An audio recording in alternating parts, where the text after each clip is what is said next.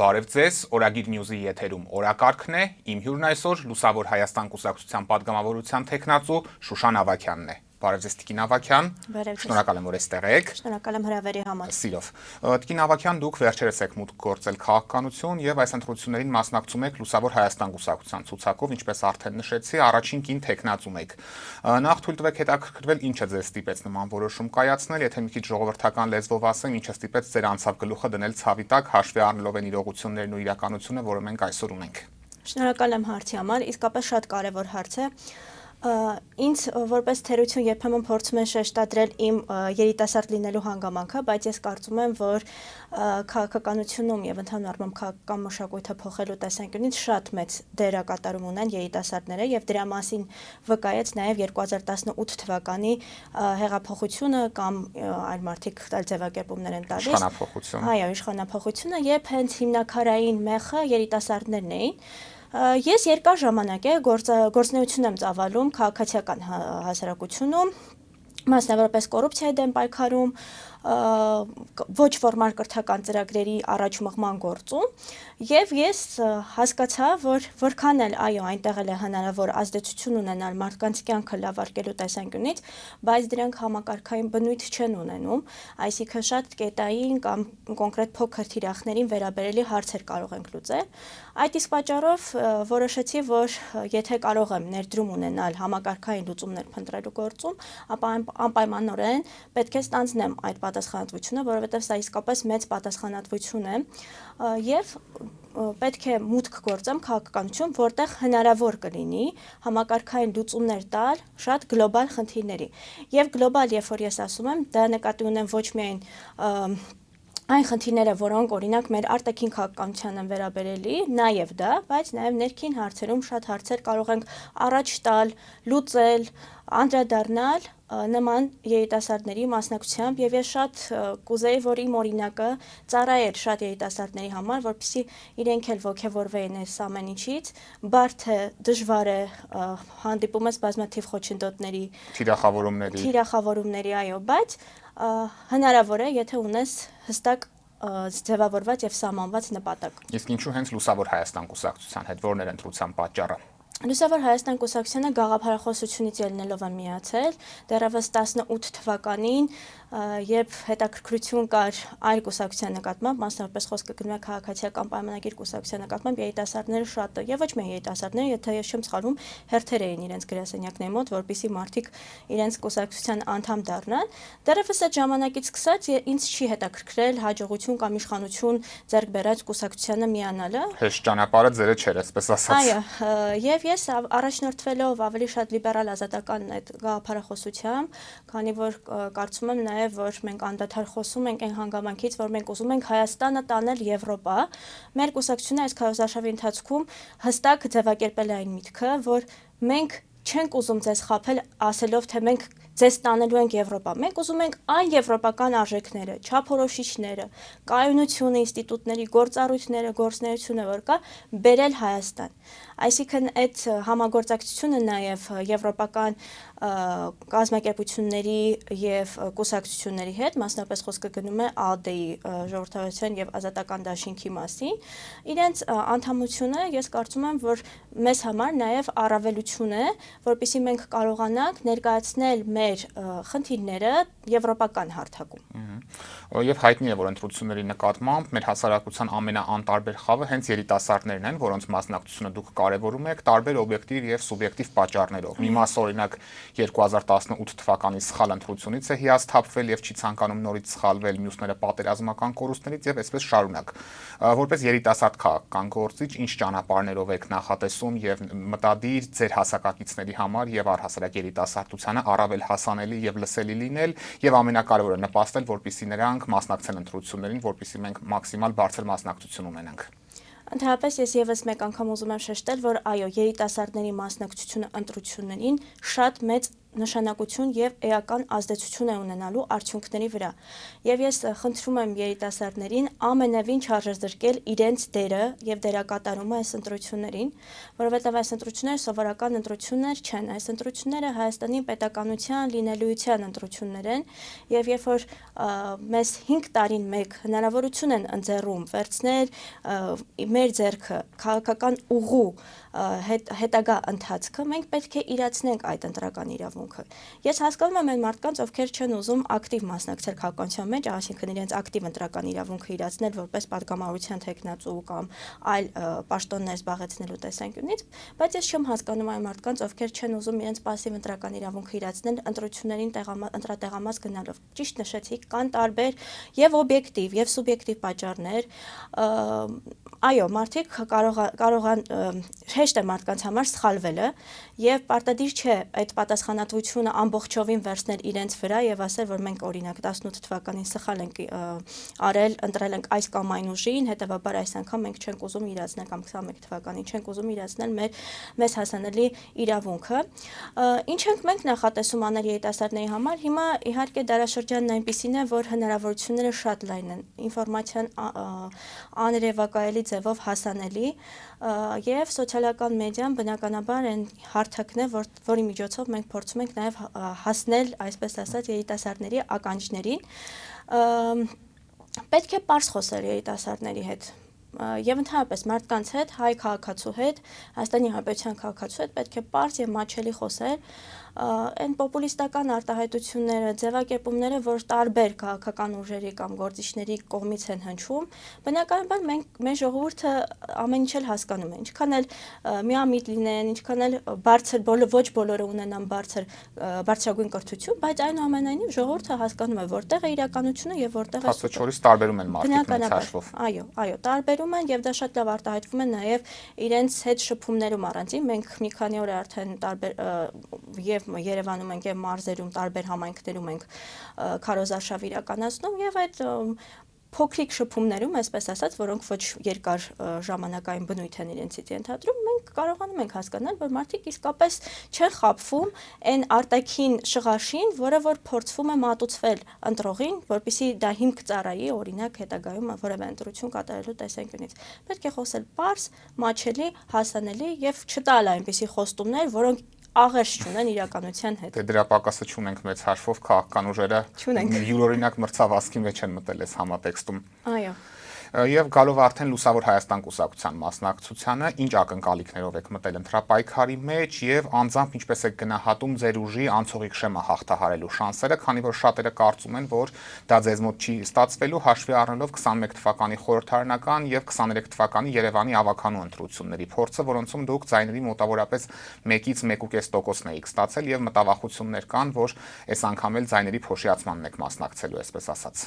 Ես շատ լավ հարց եք տալիս ու շատ կարևոր հարց եք տալիս, որպեսզի նաև քաղաքացու մոտ այդ հարցի պատասխանը տրվի։ Ուզում եմ մի փոքր հեռվից գալ հարցին պատասխանելու, որովհետև տեսեք,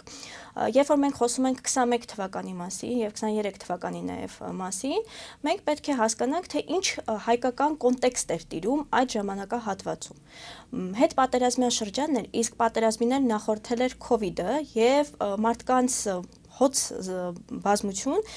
բևեռացված էր, այսինքն մարդկանց մի մասը հստակ գիտեր, որ իրենք աջակցելու են գործող իշխանությանը, այսինքն Նիկոլ Փաշինյանին եւ մարդկանց մյուս խումբներ, այսպես հավաքական ընդդիմությանը, բայց մասնավորապես այդ ժամանակ առաջադրվածներից այսպես կայացած բևեռը կարելի ասել Ռոբերտ Քոչարյանի բևեռն էր, այսինքն այդ բևեռացումը շատ հստակ էր եւ այն ուժերը, որոնք առաջարկում են իսկապես այլընտրանքային այսպես առաջարկներով էին հանդես գալիս, այդ ուժերը մնացին այդ բևեռացման, այսպես ասած, խճուղիում եւ երկու ուժեր անցել մեծ հաշվով խորհրդարան, երրորդն էլ իրավունքի ուժով։ Այո, երբ պատիվ ունեմ խմբակցությունը իրավունքի ուժով էր անցել խորհրդարան եւ այդ բևեռացումը շատ հստակ հենց դրանով էր ցույց տրված։ Ինչ վերաբերում է այս ընտրություններին, տեսեք, մենք այն քաղաքական ուժերից ենք, ընդհանուր առմամբ մեր քաղաքական ուժը կարծում է, որ քաղաքական մշակույթը եւ քաղաքական կուսակցությունների կայացվածությունը պետք է հստակ լինի, որտեղ մենք մենք խորհրդարանական պետություն ենք։ Խորհրդարանական պետություն նշանակում է, որ կարող են լինել նաև տարբեր ուժերից բաղկացած ուժեր, որոնք կարող են, այսպես ասած, այնպիսի առաջարկներով հանդես գալ, որը կարող է նպաստել Հայաստանի Հանրապետության պետական շահի պաշտպանությանը։ Հիմա երբ որ մեզ համար փոքրիկ այսպիսի պետությունում գոյություն ունի 130-ից ավել գրանցված կուսակցություն, բնականաբար ընտրողի մոտ առաջանալու է տարակուսանք, թե որ կուսակցության ընտրել։ Հատկապես մեր մոտ, քանի որ կուսակցությունները իսկապես շատ լավ զարգացած չեն եւ մարդակենտրոն կուսակցություններ են։ Այս հաշվով մարդիկ վարչապետ են ընտրում, ոչ թե կուսակցություն։ Այո, ցավոք սրտի ես հենց դա եմ ուզում փոխանցել, որ հունիսի 7-ին ազգային ժողովի падգամավորի թեկնածուների ընտրություններ են, որոնք իհարկե հետո ձևավորելու են նաեւ կառավարությունը, բայց երբ որ ազգային ժողովում քաղաքացու շահը պաշտպանված չի, երբ որ քաղաքացու խնդիրները անմիջականորեն չեն ներկայացվում, այսինքն մենք այդ երկխոսությունից, գործող ազգային ժողովի դուրս չենք կարողանում գալ, հողատու դավաճան, օրիգարխ, եւ այդ օրակարգից մենք դուրս չենք գալի, բնականաբար ժամանակ չի մնում, որպեսզի քաղաքացու համար ստեղծված խնդիրներին լուծում տրվի։ Եվ այդ է պատճառը, որ Լուսավոր Հայաստանը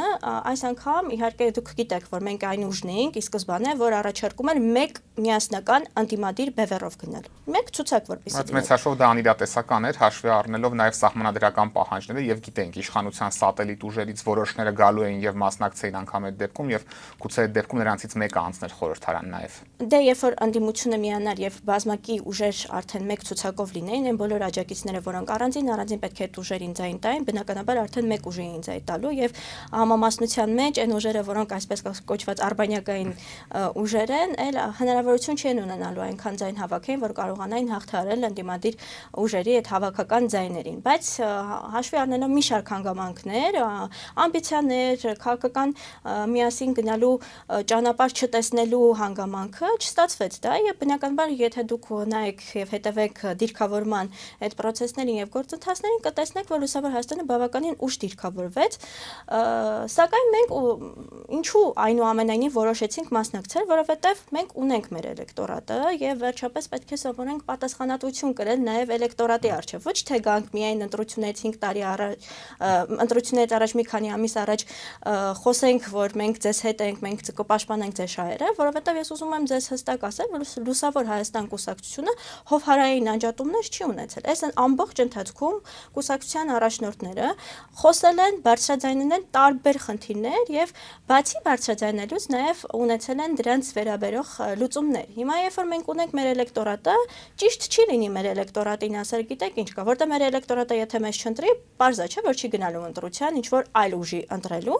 եւ բնականաբար մասնակցությունը դրանով նաեւ նվազելու է։ Երբ որ մասնակցությունը նվազում է, դա յուրաքանչյուր պետությունում անկախ այն բանից ով է իշխանությունը կամ չէ։ Այո, բխում է իշխանության շահերից, որտեղ իշխանությունը մոբիլիզացնելու է իր ընտրազանգվածին, մոբիլիզացված կերպով տանելու է ընտրատեղամասեր եւ այն ընդդիմադիր ուժերը, այն ընդդիմադիր ձայները, որ կարող էին օրինակ հավասարակշռել իշխանությունը կամ հակառակ դեպքում նաեւ անդիմությանը, ստացվելու է, որ մասնակցության ցածր լինելու պատճառով մենք չենք ունենա փոփոխություն։ Իսկ հիմա հավատում եք, որ կմոտենաք այդ անցողիկ շեմին 4%-ին։ Մենք ունենք հարցում եւ այդ հարցումով մենք անցողիկ ենք այս պահի դրությամբ, բայց գիտեք, որ քարոզարշավի ընթացքում կարող են լինել տարբեր իրավիճակներ, տարբեր իրադարձություններ, որոնք կարող են նաեւ հոգուտ մեր ուժի տեղի ունենալ։ Գելափի հարցումներով էլ դուք իհարկե անցողիկ շեմը չէիք հաղթահարում, բայց մյուս ընդդիմադիր ուժերի համեմատ ավելի բարձր էր ձեր վարկանիշը 2.7 էր, եթե ես չեմ սխալվում։ Այո, դրանք դա էր մեզ համար նաև ցուցիչ, որ այլ անդիմադիր ուժերի մեջ որպես այլ ընտրանք մեր ուժն են տեսնում։ Իհարկե մենք դրանով չենք սահմանափակվում, չեմ ուզում ասեմ, որ ֆիքսվել ենք այդ թվերի վրա ու կարծում ենք, որ անցողիկ ենք եւ գործ չենք անում, ոչ մենք մեր քարոզարշավը հայտարարել ենք, որ շատ ուրիշ կերպ ենք այս անգամ անելու, տարբերվելու ավանդական քարոզարշավի ձևից, այսինքն տենց չենք վերցնելու բոլոր բակերով, ռուպերներով, բուկլետներով գնալ, թեպետ դրա որոշ մասը անում ենք, որովհետեւ չենք կարող չշփվել քաղաքացիների հետ։ Մենք հավակնում ենք այդ քաղաքացու ձայնը ստանալ, հետեւաբար պետք է նաև շփումը քաղաքացիների հետ լինի, բայց ուզում եմ եւս մեկ անգամ հիշեցնել, որ մենք ունենք էլեկտրոնային վիրտուալ այսպես կոչված շտաբ, որպեսզի մարդիկ ֆիզիկապես դժվարություն չառաջանար նաև գնային մարզերում օրինակ հասնեին ինչ որ գրասենյակ իրենց հարցը բարձրաձայնելու, մենք Ունեցել ենք նաև մենք որոշեցինք, որ պետք է ունենանք վիրտուալ շտաբ, որի շրջանակներում մարդիկ շատ հեշտ ձևաթուղթը լրացնելով ներկայացնում են իրենց խնդիրը կամ հարցը եւ մենք հնարավորինս արագ արձագանքում ենք դրանց։ Օդկին Ավագյան, դուք ձեր խոսքում նշեցիք, որ Լուսավոր Հայաստանը այս ընթացքում հովարային անջատումներ չի ունեցել եւ առաջնորդները միշտ խոսել են։ Այս մասով նաև դուք ձեր վերջին հարցազրույցներում եք նշել, որ բացառում եք այս իշխանության հետ որևէ համագործակցություն, բայց օրինակ Լուսավոր Հայաստան կուսակցության նախագահ Էդմոն Մարուքյանը 2021 թվականի ընտրություններից մի քանի ամիս անց Նիկոլ Փաշինյանից պաշտոն վերցրեց հատուկ հանձնարարություններով դեսպանի պաշտոնը եւ շուրջ 2 տարի աշխատեց նրա թիմում։ Իհարկե դրանից հետո օբյեկտիվորեն քննադատեց եւ վերջին 2-2.5 տարվա ընթացքում մշտապես շատ հաճախ ամենաակտիվը արձագանքում եւ քննադատում էր տեղի ունեցող զարգացումները։ Հիմա ձեր պոտենցիալ ընտրողները որքանով վստահ լինեն, որ այս անգամ էլ նույնը չի լինի, եթե օրինակ Նիկոլ Փաշինյանը կրկին մնա իշխանության, արդյոք Էդմոն Մարուքյանը կրկին նրանից պաշտոն չի վերցնի եւ օրինակ նույն կերպ հիմնավորի, որ նա ընտրվել էր վարչապետ եւ նպաստում է երկրի շահերին, ինչով էս մարդիկ վստահ լինեն, որ դա տեղի չի ունենա այս անգամ։ Դե տեսեք, մենք հստակ նշել ենք, որ այս իշխանությանը անգամ մատաղ ուտելու չենք գնա։ Այն ժամանակ էլ եք նշում, որ ոչ Նիկոլ Փաշինյանի, ոչ Ռոբերտ Քոչարյանի հետ չեք համագործակցի։ Այն ժամանակ մենք նշում ենք, որ կա այլընտրանք քվեարկիր եւ առաջարկում ենք մերիտոկրատիա, այսինքն տարբեր ուժերից հավաքել մասնագետներին, կոմպետենտ անձանց, ովքեր կկարողանան երկիրը հանել բարդ եւ շատ քաոսային իրավիճակից, որտեղ նախորդող դեպքերը հանգեցրել էին նրան, որ արտահերտ ընտրություններ լինեին։ Այդ ժամանակ մեր խոսույթը լրիվ այլ էր։ Մենք ասում ենք, որ պետք է ձևավորել ազգային կառավարման համակարգ, որը թույլ կտա երկիրը տանել ավելի լավ ու բարեփոխումների ուղիով։ Այս անգամ մենք հստակ դիտարկում ենք, որովհետև այն ժամանակ կար Արցախը, կար Լեռնային Ղարաբաղը եւ մենք դրա համար պատրաստ ենք նաեւ մի կողմ դնել շատ հանգամանքներ եւ հանուն Արցախը հայկական պահելու համար նաեւ գնալ որոշակի համագործակցության։ Այդ համագործակցությունը դադարեց հենց այն պահին, երբ որ հասկացանք, որ բոլոր կարմիր գծերը, որոնք չպետք է հատվեին, հատվել էին եւ այն բանակցությունները, որոնք որ պետք է որևէ արդյունք տային, տապալվել են ու ձախողվել են։ Այս անգամ արդեն, ինչպես հասկանում եք, չկա Լեռնային Ղարաբաղ, չկա Արցախ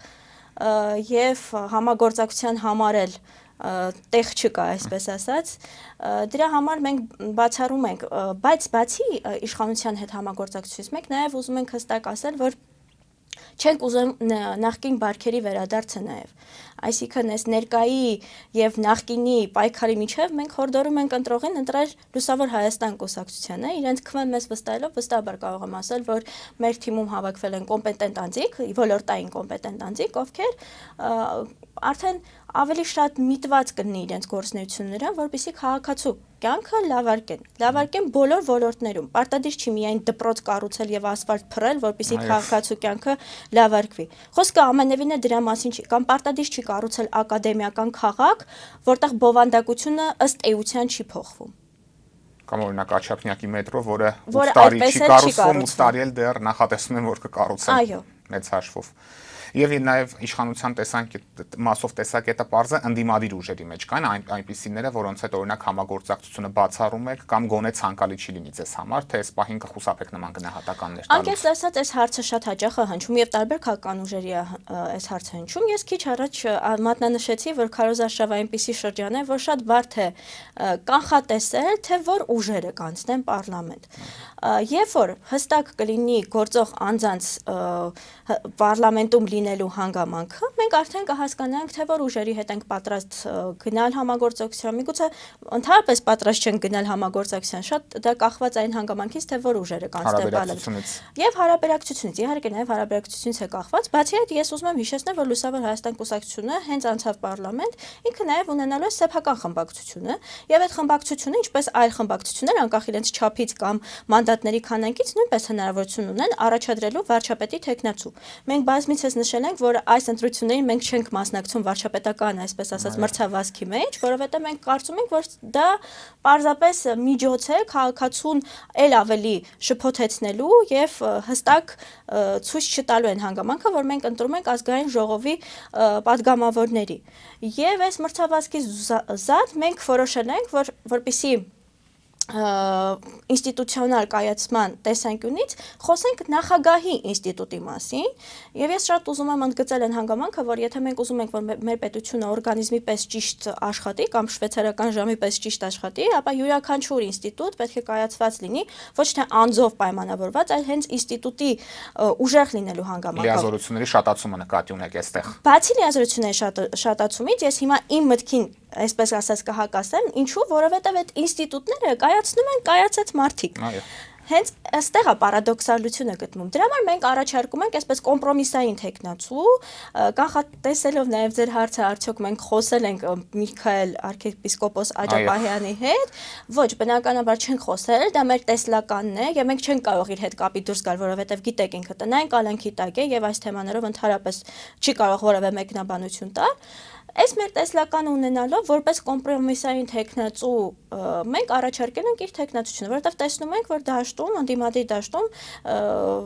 այնպես վատ չեն վերաբերվում մեր ասածին, այսինքն դիտարկում են իր թեկնածությունը։ Նախորդ տարի էլ իմպիչմենտի գործընթացի շրջանակներում երկու խմբակցություններն էլ համաձայնեցին նրան առաջադրել, ուղղակի ինքը արդեն կալանավորումից հետո չցանկացավ առաջադրել։ Այո, արդեն այլ հանգամանքներից ելնելով, բայց այստեղ ինչի ենք ուզում նախագահի ինստիտուտը ուժեղացնել, որտեղ երբ որ ես խոսում եմ եվրոպական արժեքների եւ այդ ամեն ինչի մասին, ես նաեւ այն մասին էի խոսում, որ պետք է լինի հավասարակշռումների եւ զսպումների մեխանիզմ։ Եթե այդ մեխանիզմը չի գործում նորմալ, ինչ իշխանություն ուզում է լինի, ով ուզում է լինել այդ իշխանությունը, ես էլ լինեմ այդ իշխանությունը, արդեն կսկսեմ չարաշահել իմ լիազորություններն ու դիրքը, եթե ես չունենամ հավասարակշռման եւ ճիշտ մեխանիզմ։ Պատահաբար չի, որ շատ ժողովրդավարական երկրներում այդ մեխանիզմները շատ տարբեր ձևով են գործում։ Երկպալատ համակարգի միջոցով են գործում կամ չգիտեմ, կիսանախագահականի դեպքում նախագահը մի կուսակցությունից է, պարլամենտի առաջնորդը, ասենք վարչապետը մյուս կուսակցությունից, ամեն ինչը թույլ է տալիս, որպեսզի խորհրդարանական երկրներում նախագահի պաշտոնը անգամ ընտրովի է շատ դեպքերում։ Շատ դեպքերում այո, ընտրովի է, որ քաղաքացին հստակ իմանա թե ում է ընտրում։ Ուզում եմ ասեմ, երբ որ դրա այս ամեն ինչը կայացած չի, պարզ է եւ բնական է, որ կունենանք այն, ինչ որ հիմա ունենք։ Այո։ Տիկին Ավագյան, երեք օրինակ մենք տեսանք, որ Արագածոտնի մարզում աշակերտներն ու ուսուցիչները դասի ժամին մասնակցում էին քաղաքացիական պայմանագրի քարոզարշավին, ԿԳՄՍ նախարարությունն էլ եւ կոռուպցիայի կանխարգելման հանձնաժողովն էլ թեպետ դատապարտեցին այս միջադեպը, սակայն երկու հայտարարություններն էլ ուշադիր կարդացել եմ եւ որևէ հիշատակում չկար, թե որ կուսակցության, որ ուժի նախընտրական քարոզարշավին էին մասնակցում։ Որպես հակակոռուպցիոն ոլորտի փորձագետ, ինչ գնահատական կտակ այս միջադեպին, նման վարչական ռեսուրսի ակնհայտ չարաշահումները ինչ ազդեցություն են ունենում ընտրապայքարի վրա եւ նման բան կազմակերպողները ինչ ճանապարհով պետք է պատասխանատվության ենթարկվեն գոնե իշխանափոխությունից հետո։ Ես ընդհանուր առմամբ դատապարտում եմ ցանկացած տեսակի քաղաքականացվածություն երեխաների կամ ուսանողների շրջանում, եթե խոսքը գնում է հենց ինստիտուցիոնալ բովանդակության մասին։ Դրա համար ես իսկապես դատապարտում եմ այդ երևույթը եւ ես համարում եմ, որ երեխաների ներգրավումը նմանատիպ միջոցառումներին ուղիղ իմաստով իրենց իրավունքների ոտնահարում է, որովհետև իրենք դեռ երեխա են, այդ իմ ընկալումն է իհարկե, ու իրենք չունեն դեռևս ձևավորված քաղաքական միտք, որը բնական է եւ նորմալ է։ Ու երբ որ դու իրենց ներառում ես այդպիսի միջոցառումների ժամանակ, դու իրավ թույլ չես տալիս, որ այդ երեխու միտքը զարգանա, քաղաքականապես քաղաքական մշակույթ լինի։ Այս տեսանկյունից մի հատ փորձով եմ ուզում կիսվել, ուրեմն Գերմանիայում դպրոցներում ինչ են անում, որպեսզի մարդկանց վերլուծական եւ քաղաքական միտքը զարգանա եւ կարողանան բանավեճերի մասնակցեն կամ վերլուծեն բանավեճերի արդյունքները, երեխաներին հասարակագիտության նման առարկայի շրջանակներում նստեցնում են եւ օրինակ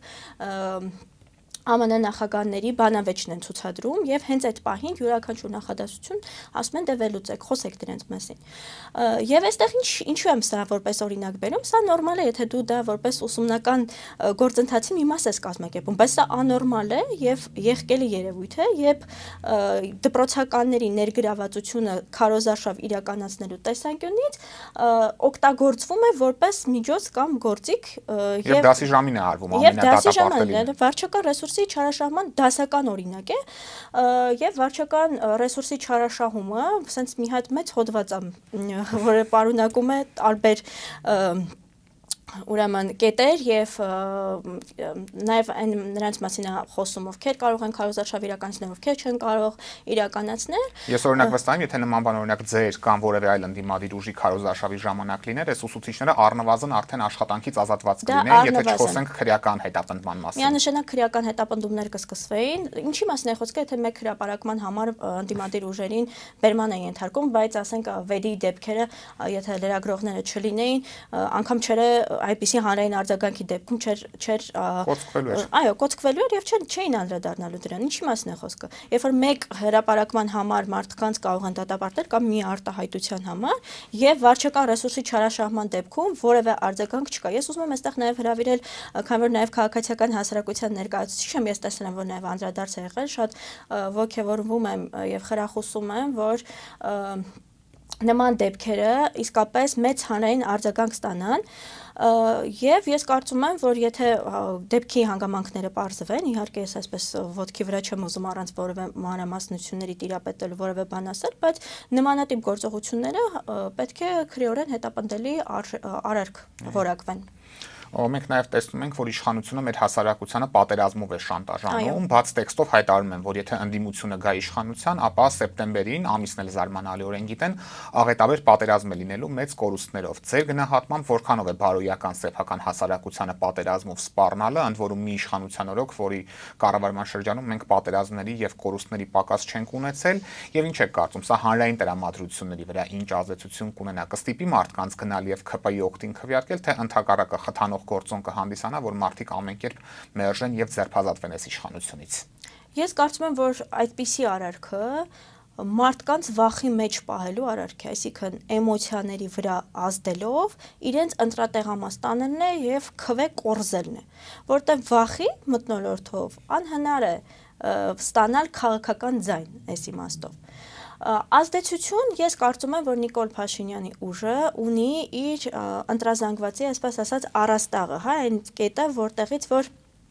ավել ձայն ինքը չի կարողանալու տանել նույնիսկ ամենամոբիլիզացված պայմաններով վարչական ռեսուրսի չարաշահմամբ կամ այլ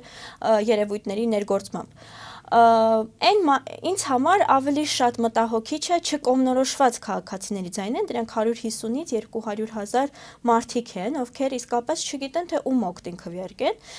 եւ ես կարծում եմ, որ ինչպես արդեն նշեցի, մեր ժողովուրդը թացը չորից իսկապես կարողանում է տարբերել եւ երբ որ ինքն է լինի, ինքն է չլինի, կարծում եմ պատերազմ չի լինի, որովհետեւ արդեն պատճառ չկա, որ պատերազմ լինի։ Եթե այն ժամանակ Արցախն էր, որ կարար 5 ծառայեր դրա համար, հիմա ինչի համար պետք է պատերազմ սկսվի։ Դե ընդդիմադիր ուժերը ասում են օրինակ կգանք եւ կվերաբանակցենք խաղաղությունը, երաշխավորների ինստիտուտ կներդնենք, լավարկման մասին են խոսում։ Իհարկե իշխանությունը ասում է սրանով ուղիղ դուռ եք բացելու պատերազմի համար։ Կարող չեղարկելու եք եղածը։ Այո, պատերազմը գիտեք երբ է սկսում, երբ ձախողվում է դիվանագիտությունը։ 20 թվականին էլ, երբ որ մինչև 20 թվականները նախորդեցին այնպիսի դեպքեր, որոնք որ իսկապես կարող էին հանգեցնել պատերազմի ու դիվանագիտությունը, երբ որ ձախողվեց, երբ որ հնչեց Արցախը Հայաստանը եւ վերջ արտահայտությունը կամ չգիտեմ, տարաբնույթ գործողություններ, բերեցին նրան, որ մենք 20 թվականին ունեցանք պատերազմ, այսինքն նախորդող տապալված բանակցությունների արդյունքում եղավ պատերազմ։ Եթե հիմա մինչև այսպես ասած վերջնական խաղաղության համաձայնագրի ստորագրումը լինեն այնպիսի բանակցողներ, ովքեր կկարողանան մեր դիվանագիտական զինանոցում գտնվող բոլոր խաղաքարտերը գործի դնելով բանակցել եւ ոչ միայն միակողմանիորեն լսել եւ զիջել այն ամենը, ինչը հնարավոր է զիջել եւ արդեն ինչը հնարավոր չի զիջել, դա էլ նշաձող չկա։ Արդեն նշաձող չկա, այո։ Այդ ժամանակ հնարավոր չի, որ պատերազմ սկսի, որովհետեւ պատերազմները սկսվում են այն ժամանակ, երբ որ բանակցություններն են տապալվում։ Այս մասով ցանկացած ընդդիմադիր ուժի դեպքում կարող ենք բացառել պատերազմի հավանականությունը։ Ես չեմ կարող ասել ցանկացածի պարագայում, բայց ես գիտեմ, որ եթե Լուսավոր Հայաստան կուսակցությունը որևէ տեսակով ներգրաված եղավ իշխանության մեջ, այսինքն ընդդիմությունն էլ է իշխանություն, իշխանությունն էլ է իշխանություն, ես կարծում եմ, որ մեր առաջնորդը բավականին մեծ փորձառություն ունի այդ առումով եւ ընդդիմադիր գործիչներից միայն ինքն է, որ հիմա փորձում են ներկայացնել իշխանության հետ համագործակցությունը որպես հատուկ հանձնարարություններով դեսպան թերություն, ես կարծում եմ դա առավելություն է, որտեղ ինքը միակ քաղաքական գործիչն է ընդդիմադիրներից, ով տեղյակ է եղել վերջին բանակցային ընթացքից, գործողություններից, խոսույթից Եվ դա մենք կարող ենք իհարկե օգտագործել որպես առավելություն հետագա բանակցությունները կառուցելիս։ Եվ Տիկին Ավագյան, ուզում եմ խոսենք նաև ձեր ծրագրերի մասին, եթե ընտրությունների արդյունքներով հայտնվեք խորհրդարանում կամ օրինակ ձեր ուժը մաս կազմի նոր կոալիցիոն կառավարությանը, որոնք են լինելու ձեր առաջնահերթությունները, որոնք փորձելու եք կյանքի կոչեք, նախագահի ինստիտուտի մասով արդեն որոշակի գնահատականներ տվեցիք, որքան հետևել եմ ձեր քարոզարշավին, նկատել եմ, որ մարդկանց առավել շատ բացատրում եք Նիկոլ Փաշինյանի իշխանության մնալու հետևանքները եւ նրան հեռացնելու անհրաժեշտությունը, իսկ ծրագրերի մասին ավելի քիչ եք խոսում, ինչը բնականաբար այս իրավիճակում նորմալ է, բայց այնուամենայնիվ փորձենք նաև ծրագրերի մասով հասկանալ ձեր առաջնահերթությունները։ Մենք իսկապես տարբերվում ենք մնացած 18 ուժերից այն հանգամանքով, որ մենք չենք խոստանում բացել լողավազաններ, մենք չենք խոստանում տալ բարձր աշխատավարձեր, մենք չենք խոստանում աշխատատեղեր բացել, մենք չենք խոստանում ասֆալտներ փռել, որովհետև մնացած ուժերը լավ խոստանում են։ Հիմա պետք չի այն ինչ որ արդեն լցված է դաշտում փորձել դրանով լցնել։ Մենք հիմա մեր հիմնական ասածը այն է, որ ծրագրային խոստումներ իհարկե մենք կարող ենք գեղեցիկ, սպիտակ թղթի վրա սևով շարադրել, թե ինչեր կարող ենք անել, ինչեր կարող ենք ձեզ խոստանալ, բայց հարցը նրանում է, որ Արցախում միլիարդավոր դրամների ճանապարհներ են կառուցվել, միլիարդավոր դրամների դպրոցներ են կառուցվել, ներդրում է եղել տնտեսական ոլորտում, բայց հիմա ով է օգտագործում այդ ճանապարհները, դպրոցները, տնտեսական շրջանառություն, ով է օգտագործում, հայ քաղաքացին, հայ մարդն է օգտագործում։ Ցավոք սրտի ոչ։ Դրա համար, եթե մենք ուզում ենք, որ այն խոստումները, որոնք այլ ուժեր, որոնք մենք սիրով կիրականացնենք, երբ որ գանք իշխանության եւ կհամագործակցենք նաեւ իրենց այդ փորձագիտական աշխատանքի տեսանկյունից, անպայման կիրականացնենք, բայց դա հնարավոր է իրականացնել միայն մեկ պարագայում, երբ որ Հայաստանի Հանրապետությունը ունենա հայկական պետականություն, երբ որ վտանգված է հայկական պետականության հարցը, այս ընտրությունը իսկապես լինելիության մասին է եւ հայկական բովանդակության լինելիության մասին է։ Երբ որ այդ ամենը վտանգված է, չեն կարող մենք պարզապես գնալ ընտրողին ասել, գիտես, ու մի բան է ձեզ ասեմ, այս հենց երեք մենք Գեղարքունիքի մարզում էինք, չեմ կոնկրետ մատնանշի որ համայնքում, որտեղ մարդկանց մոտ նաև վախի մթնոլորտ կա, կամերաներից վախենում են, չեն ուզում խոսել, մեզ կգնանք հետապնդեն։ Այո, բռնաճնշումները հիմա պարտադիր չի, որ ֆիզիկական ուժ ներգործեն, որ մարդիկ վախենան։ Մարդիկ վախենում են, որ իրենց աշխատանքից կազատեն, վախենում են, որ իրենց բարեկամին աշխատանքից կազատեն։ Եվ այս ամեն ինչի ֆոնին պարզ է, որ ու բնական է, որ մարդիկ չեն ուզում տեսախցիկների առջև որևէ ելույթ ունենալ։ Բայց այսպես մասնավոր զրույցներով, որ խոսում ես հետները եւ շփվում ես, տեսնում ես, որ ասում են, որ ընդհանուր առմամբ ասում եմ հիմա կառուցումը, ասֆալտապատումը շատ լավ է, ասում եմ հրաշալի է, բայց ասում եմ ես գործ չունեմ անելու, ասում եմ ես վախենում եմ, գիշերը որ քնում եմ, ես վախենում եմ, հատկապես այն համայնքներ, որ մոտ է սահմանին Ադրբեջանի հետ։ Այո։ Եվ ասում եմ ես վախենում եմ գիշերը քնեմ, որտեղ վախենում եմ առավոտյան զարթնեմ, տեսնեմ, որ անվտանգ հատվածում չեմ ապրում եւ ես ստիպված եմ լինելու իմ հայրական տունը լքել։ Այս սրա մասին է խոսքը։ Մարդիկ շատ լավ են դա հասկանում։ Կարող է ինչ-որ զանգված կա, որ շատ ոգևորվում է այն հանգամանքից, որ ինքը ունի արդեն կառուցված դպրոց։ Ասենք համայնք կա, 4 աշակերտ է կարող է չլինի այդ համայնքում, բայց դպրոցը կառուցվել է, ում համար են այդ դպրոցը կառուցում, եթե մարզային համաչափ զարգացում չկա։ Խոսենք քանի 100 դպրոց է փակվում տարբեր մարզերում։ Այո, եթե չեմ սխալվում, համայնքներում։ Այո, մոտ 200 դպրոց է փակվում։ Եվ Տիկին Ավագյան, քանի որ Արցախից խոսեցիք, ընդհանուր առմամբ ինչ եք առաջարկում նաև արցախցիներին, քանի որ նրանց զգալի մասը, մի որոշ մասը այնուամենայնիվ այս ընտրություններին մասնակցելու են, ովքեր քաղաքացիություն են ստացել, ինչպես եք պատկերացնում օրինակ նրանց վերադարձի իրավունքի իրացումը, անհնարինության դեպքում օրինակ փոխհատուցումների ստացումը Ադրբեջանից, ճանապարհ տեսնում եք այս մասով։ Արցախցիների մասով իհարկե հասկանալի է իրենց վիշտը, որտեղ իրենց կտրել են իրենց պապական տներից, մարդիկ այնտեղ գերեզմաններ են թողել։ Ես այլ բանի մասին անգամ չեմ ուզում խոսել, ասենք տուն, բիզնես եւ այլն, այն հանգամանքը, որ իրանք չեն կարող այցելել իրենց նախկինների շիրիմներին, դա արդեն իսկ խոսում է նրան մասին, որ այս ամեն ինչը ուղղակի ողբերգական է։ Մեծ մասը արցախցիների դեռևս չի վերցրել Հայաստանի Հանրապետություն անձնագիր, այսինքն քաղաքացիություն չեն ձեռք բերել եւ ես դա եմ հասկանում, իսկապես դա եմ հասկանում որպես անհատ, ով մտահոգված է այն խնդրով, որի միջով իրենք են անցել։ Ինչ վերաբերում է իրենց որպես ընտրող դիտարկելուց, շատերի հետ էլ նաեւ արցախցիների հետ էլ ենք խոսում եւ անկալում կա, որ իրենք նույնպես են երիտասարդների հետ նույն շերտում են գտնվում եւ չեն ցանկանում մասնակցել ընտրությունների։ Իրենց հետ խոսելիս Էլի խոստումների տեսանկյունից մենք կարող ենք 1000 բան խոստանալ, հա, օրինակ այդ տների մասով կշարունակեն կամ, չգիտեմ, ամսական վճարները կշարունակվի եւ այլն եւ այլն, 1000 մի բան կարես խոստանաս, բայց ամենակարևոր խոստումը, որ կարծում եմ պետք է պահել դա այն է, որ իրենք երկրորդ անգամ չեն առերեսվի այն խնդրին, որ առերեսվեցին Արցախում։ Այսինքն նորից ստիպված չեն լինի տեղահան լինել Հայաստանից արդեն, Հայաստանի Հանրապետությունից, որովհետեւ այդտեղ անվտանգ չէ լինելու։ Եվ մենք բոլորս առհասարակ։ Եվ մենք բոլորը, այո։ Ու վերադարձի ճանապարհ տեսնում եք Արցախ ինչ տարբերակներով։ Իմ սուբյեկտիվ կարծիքով այս պայծրությամբ վերադարձի ճանապարհ դեռևս չկա, բայց մի հատ մեծ կարևոր բայց կա։ Պետք է այդ խնդիրը օրակարգում պահել։ Ինչն է հետաքրքիր ադրբեջանական քաղաքականության մեջ։ Իրենք ասում են մի հատ թեզ եւ հետեւողական են այդ թեզը տարիներ շարունակ ասում են թե իրենց ժողովրդին, այսինքն թե իրենց ներքին լսարանի համար, թե արտաքին լսարանի համար։ Եվ ինչ որ միտեղ ապրող եվրոպացի չինովնիկ, այսպես կոչված, կամ պաշտոնյա, երբ որ անդադար լսում են նույն խոսույթը, նույն օրակարգը, նույն թեզը, ասում է հնարավորինս մարդը ճիշտ է ասում։ Եվ երբ որ այդ խոսույթը տարածվում, ավելի համատարած բնույթ է կրում, Եվ Հայաստանն էլ չի հակազդում եւ դրան որպես Հայաստանը պետություն։ բացարձակ չի հակազդում դրան որպես պետություն, բնականաբար այս ամեն ինչը ստանում է այն ինչ որ մենք ունենք հիմա։ Եվ դրան հակադարձ ես կարծում եմ, որ պետք է գոնե օրակարգում պահել արցախցիների վերադարձի իրավունքը, որտեղ այդ իրավունքը իրենք ունեն։ Եվ հակադարձել նույն Արամեդյան Ադրբեջանի համայնքի խոսույթին, որտեղ իրենք պետությունից ֆինանսավորվող այսպես կոչված ճակերտավոր հասարակական կազմակերպությունը, գոնգո, հա, եթե անգլերեն տերմինաբանությամբ օգտագործենք, եւ մեծ լսարանների են կարողանում հասնել արտաքին աշխարհում, արտաքին գործընկերների հետ փոխհարաբերվելիս։ Երբ որ իրենք այդ թեզը առաջ են տանում, ինչն է մեզ խանգարում հակադարձել այլ թեզով, որովհետև մի հատ ուրիշ բան է ասեմ, էս էլ է կարևոր մատնանշելու տեսանկյունից, տեսեք, երբ որ ասում են ադրբեջանցիների վերադարձ, ադրբեջանցիները ապրել են Հայաստանի Հանրապետություն, չէ, ըստ իրենց ընկալման եւ գնացել են այդտեղից։